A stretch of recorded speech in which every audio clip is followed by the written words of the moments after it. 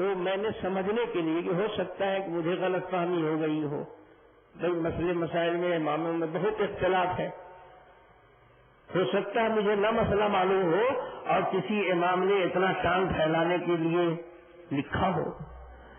تو کہنے لگا کہ ہم ناصر الدین البانی صاحب کی تقلید کرتے ہیں۔ اب مت پوچھے، تنوع کی لہر تو دماغ پر چڑھ گئی، اس امام کا تو کبھی نام نہیں سنا تھا۔ اب تو وہ بھی اللہ کے پیارے ہو گئے۔ تو میں نے کہا صاحب آپ کو ناصر الدین البانی صاحب نے یہ کیا سکھایا؟ چلے مولانا صاحب آپ لوگ تو حدیث پر عمل کرتے نہیں ہیں، ہم لوگ حدیث پر عمل کرتے ہیں۔ حدیث میں آتا ہے کہ ٹکنے سے ٹکنا سٹاؤ، ٹکنے سے ٹکنا ملاؤ، تو بغل والے کے ٹکنے میں ملاوے گے تب نہ حدیث پر عمل ہوگا۔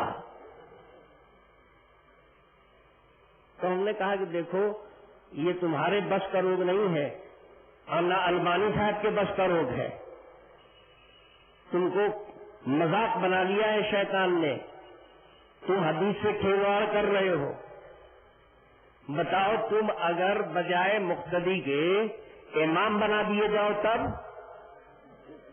ہم تو تمہارے امام صاحب کو بھی دیکھتے ہیں کہ اتنا کام پھیلا رہتے ہیں، تو وہاں بغل میں ٹفلا کہاں ہے کہ وہ سٹا رہے ہیں اس میں؟ مقتدی صاحب تو مانو کہ ٹفلے سے ٹفلا ملا رہے ہیں، امام صاحب کس سے ملا رہے ہیں؟ ہو سکتا ہے فرشتوں سے کشتی کرتے ہوں۔ پتہ چلا کہ حدیث سے اور اس سے کیا جوڑ ہے؟ حدیث میں نے کہا سنو، حدیث ہم لوگ جانتے ہیں، حدیث میں تین چیزوں سے ملانے کا حکم ہے۔ ابو داؤد شریف کی روایت میں ہے کہ ٹکنے سے ٹکنا ملاؤ اور گھٹنے سے گھٹنا ملاؤ اور کاندھے سے کاندھا ملاؤ۔ اب پوری حدیث پر عمل کر کے دکھا دو، دو آدمی کو ایسا کھڑا کر کے دکھاؤ کہ اس کے ٹکنے کا ٹکنا بھی مل رہا ہو اور گھٹنے سے گھٹنا بھی مل رہا ہو اور کاندھے سے کاندھا بھی مل رہا ہو، اگر تم اس پر عمل کر کے دکھا دو تو ہم مانیں گے کہ تم حدیث جانتے ہو اور حدیث پر عمل کرتے ہو۔ تینوں کبھی ملے گا نہیں، ایک ملے گا دوسرا ہٹ جائے گا۔ معلوم ہوا کہ حدیث سمجھے نہیں تم، آسان کھلواڑ ہے حدیث سمجھنا۔ ہمارے دارالعلوم دیوبند میں افغانستان کے ایک مدرس تھے، تو بیچارے اردو جانتے نہیں تھے لیکن بہت دنوں سے پڑھتے پڑھاتے رہ گئے تو اردو جان گئے۔ ایک دن موتوی صاحب کی مجلس میں بیٹھے ہوئے تھے تو موتوی صاحب نے مذاق سے پوچھا کہ مولوی صاحب اردو آ گئی ہے آپ کو؟ طلبا کو مطمئن کر لیتے ہیں۔ کہا جی اتنے دن سے ہوں دیوبند میں، اب پڑھا رہا ہوں اردو میں، ابھی تک مجھے اردو ہی نہیں آتی ہے، میں بہت اچھی طرح اردو بولتا ہوں۔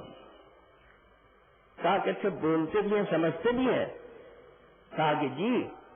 اچھا بتائیے تو کریلا اور نیم چڑھا کا کیا مطلب ہے؟ تو انہوں نے سوچا کہ کریلا تو ہم جانتے ہی ہیں سبزی منڈی میں ملتا ہے اور نیم کا درخت بھی دیکھا ہے۔ کہنے لگے کہ محترم صاحب کریلا اور نیم چڑھا کا مطلب یہ ہوتا ہے کہ کریلے کی پود نیم کے درخت پر چڑھ گئی۔ کہا بڑے بیوقوف، ابھی تک تو اردو نہیں آئی۔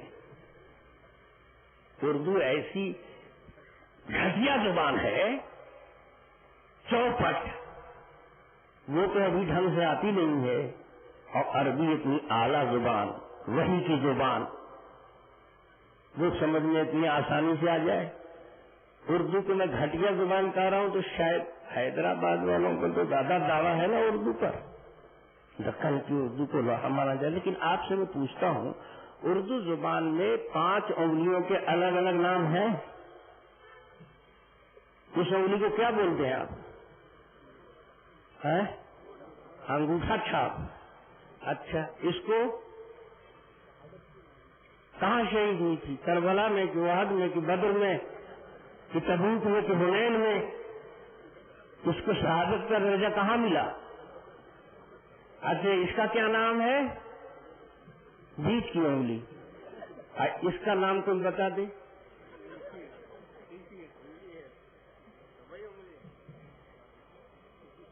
اس انگلی کا کوئی مفرد نام؟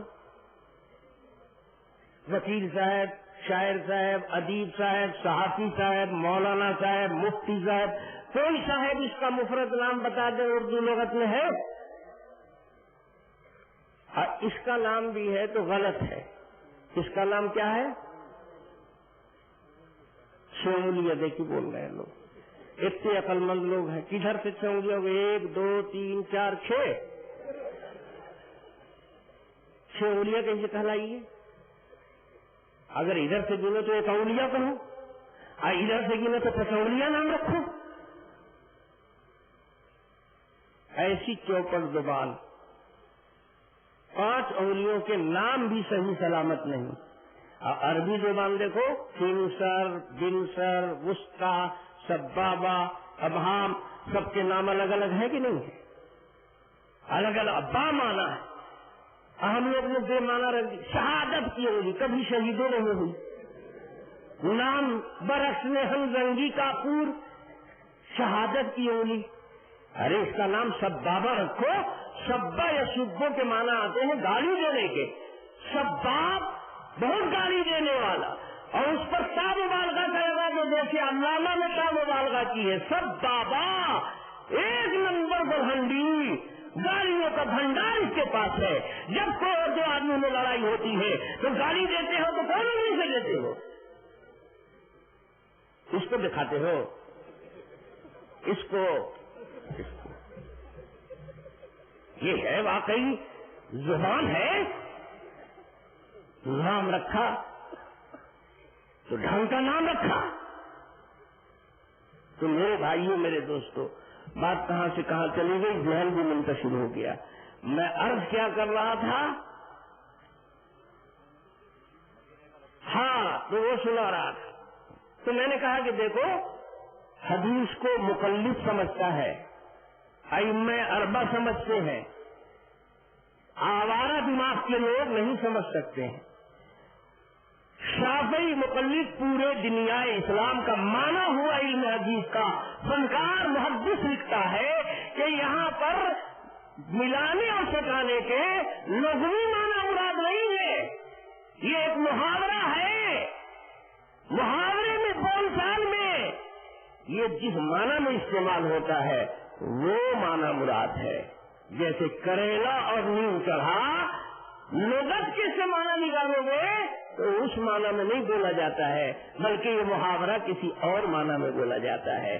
صفوں کو سیدھا کرنا مقصد ہے اور خلل کو پر کرنا مقصد ہے.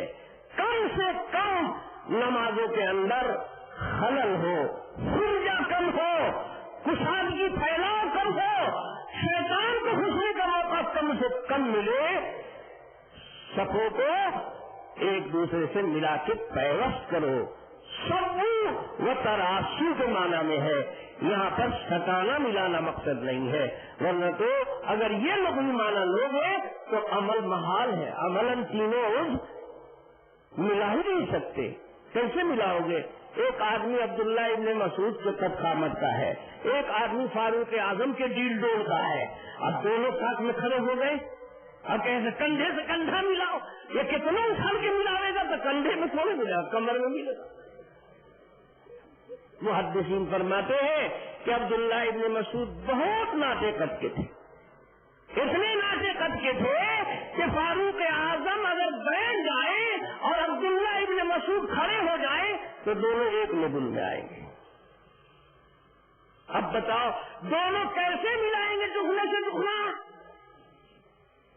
اس کا تو کانھا پہنچے ہی گا نہیں اس کے کاندھے تک.